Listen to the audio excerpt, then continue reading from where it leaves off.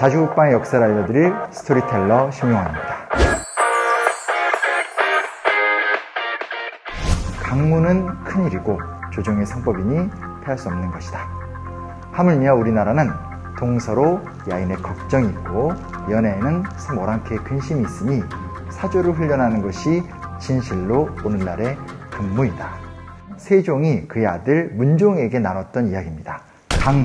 강문을 쉽게 말하면 왕이 중심이 돼서 군대를 쫙 사열시키고 군사훈련을 시키는 과정을 이야기하게 됩니다.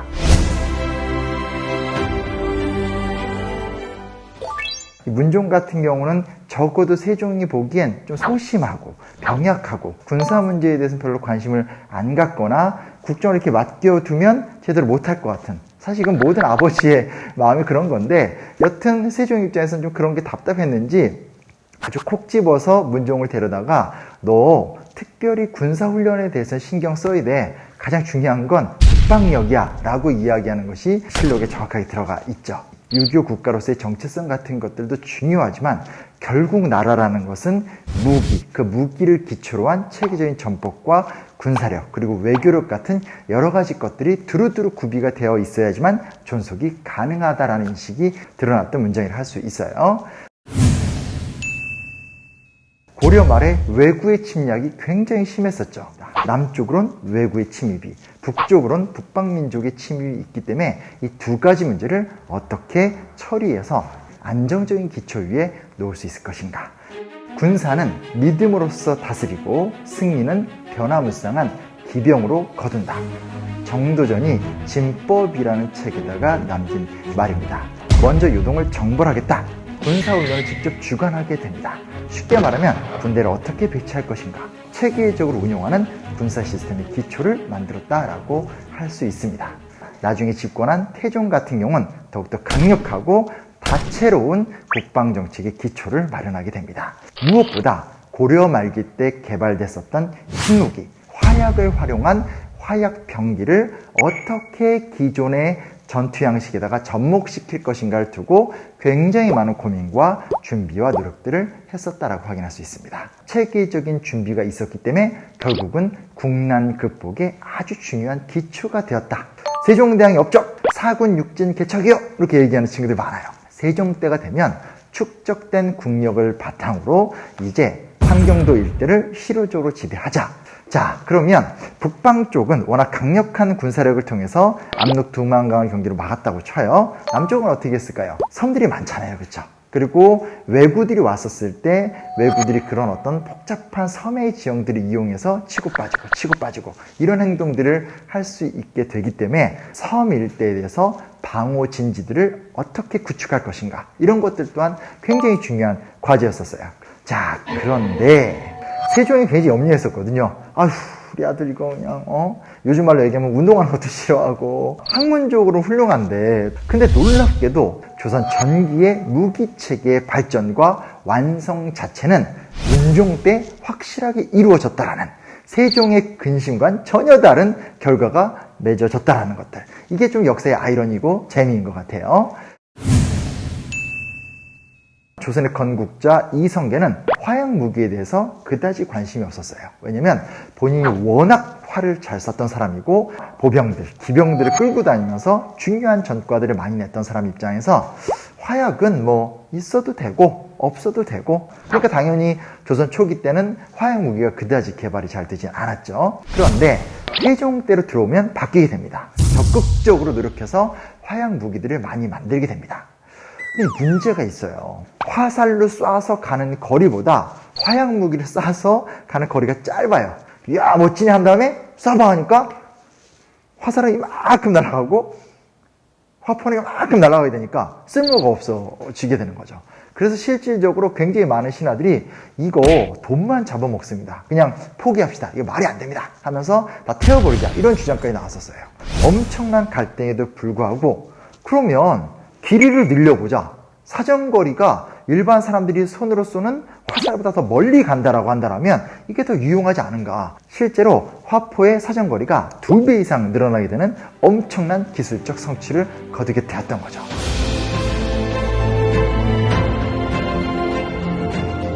한 번 사정거리를 늘리고 나면서 사정거리만 늘린 것이 아니라 다양한 화포들이 막 등장하게 돼요. 대신기전, 산화신기전. 대신기전은 쉽게 말하면 크고 멀리 날아가는 걸 얘기하는 거고, 산화신기전 같은 경우는 이 화약 무기가 쏙 날아오다가 여러 개로 분사가 되면서 사람들을 맞히게 되는, 자, 여러 노력들이 이루어지는 가운데서 우리가 이제 좀 익숙하죠. 총통이라는 것이 제작이 됩니다. 쉽게 말하면 대포죠. 구경이 되게 여러 가지가 있었어요. 근데 그 중에서 가장 인상적인 것이 이제 장군화통이라는 건데, 그 당시 기준으로 1300보, 약 1.6km까지 날아가서 적을 공격하는,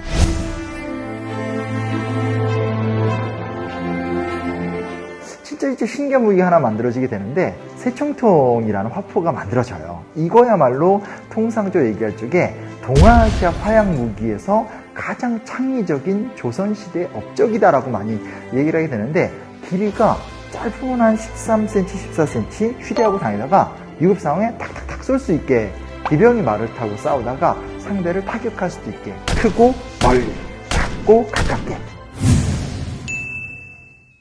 자, 이쯤 되면 아니 그럼 다 끝난 거 아니야? 문종이 뭘 했다는 거예요? 이렇게 생각할 수 있어요.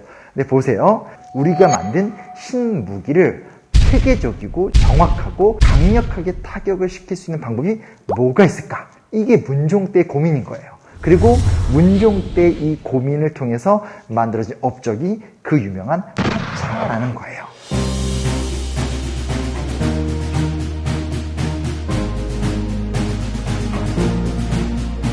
우리가 영화라든지 혹은 무기 전시회 같은 것들, 뭐 관련 영상 같은 것들을 보게 되면 로켓포가 막 한번 나가고 이런 장면들 꼭 있잖아요. 아예 총통을 50개를 탁탁탁 장착을 한다라든지, 세전을 동시에 200개를 발사를 시킨다라든지, 혹은 중신기전 100기를 한 번에 발사를 시킨다라든지, 이런 어떤 다연발 체제들이 화차에서 구현이 됐다라고 보시면 좋을 것 같고, 이 화차의 개발이라는 것은 조선 화약무기 개발의 절정이라고 할 수 있는 거죠. 자, 이제 근데 문제는 뭐냐면, 아시다시피 임진왜란이 발발을 해요. 그 유명한 행주 개천. 이순신이 바다를 지키고 있지만 결국은 육지에서 승리를 거두지 않는 한 전쟁이 끝나지 않죠. 권율 장군이 화차를 사용해서 굉장히 중요한 성과를 거뒀다는 겁니다. 일본 같은 경우는 조총이 핵심이에요. 그러니까 먼저 조총으로 다닥다닥 쏘면서 상대 기병을 무력화시키게 되죠. 우리는 멀리서 화차를 활용해서 원거리 공격으로 그들의 조총을 무력화시키고, 그 상태에서 적이 우왕좌왕하는 사이에 먼저 공격해서 무너뜨리게 된다라는 식의 전법을 썼는데, 이게 굉장히 어떤 그 성공의 요인으로 활용이 됐다는 걸 우리가 쉽게 알 수 있습니다. 당시 임진왜란 당시를 보면 시작은 비참하게 시작을 했지만 과정상 전술, 신무기 같은 것들이 굉장히 많이 개발이 되는 경향들이 있어요. 그중에 이제 가장 유명한 것 중에 하나는 비격진천내죠. 그러니까 소위 말하는 조선판 수류탄, 화약을 쉽게 말하면 쇠 덩어리 안에다 담아서 던진 다음에 빵 터져서 주변 사람들을 타격을 입히게 되는 이 기술 때문에 왜군이 제대로 저항하지 못했다라든지, 거북선 같은 경우도 사실 굉장히 창의적인 산물인 거죠. 배에다가 대포를 장착하고 먼저 원거리 공격을 하고 그 다음에 직접 충돌을 해서 일본 배를 무너뜨리고 하는 식의 현장에서 극복하기 위한 여러 가지 노력들이 결국은 신무기를 활용한 새로운 형태의 전법으로 발전하는 모습들이 함께 연이어서 나타났다는 거예요.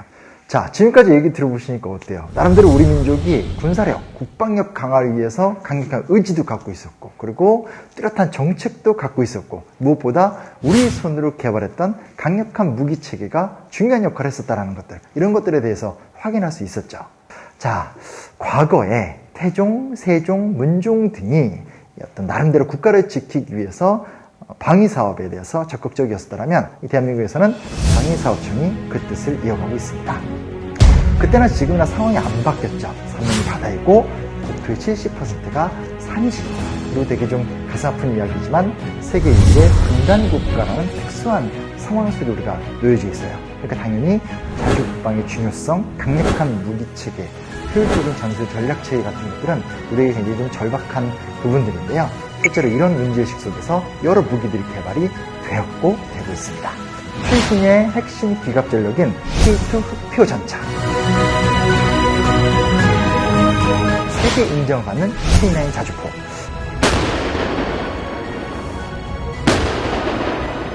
세계 최초 로켓형 병기인 심기전의 후예라고 할 수 있는 청유가 있고요.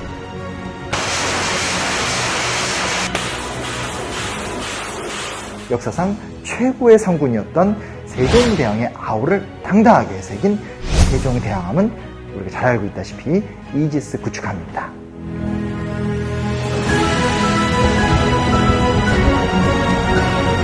또한 고령화된 F5를 완벽하게 대체했다라는 평가를 받게 되는 국산 전투기 FA-50 경공격기까지.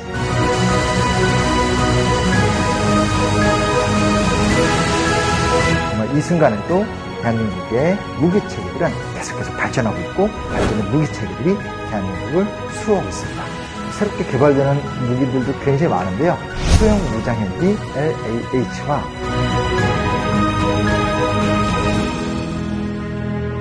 21세기의 거북선이라고 불리는 3000톤급 잠수함 장고 3가 있고요.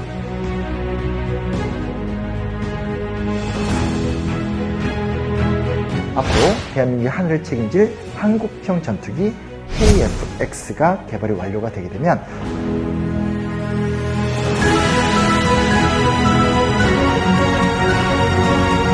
사실상 세계에 존재하는 그 어떤 군사 강국에도 부럽지 않을 수준을 우리가 스스로 갖추게 되는 거죠. 국가와 국민을 지키며 성장한 국방과학기술과 우리의 경쟁력으로 세운 든든한 방위체계가 대한민국의 평화를 지키는 미래의 역사를 만듭니다.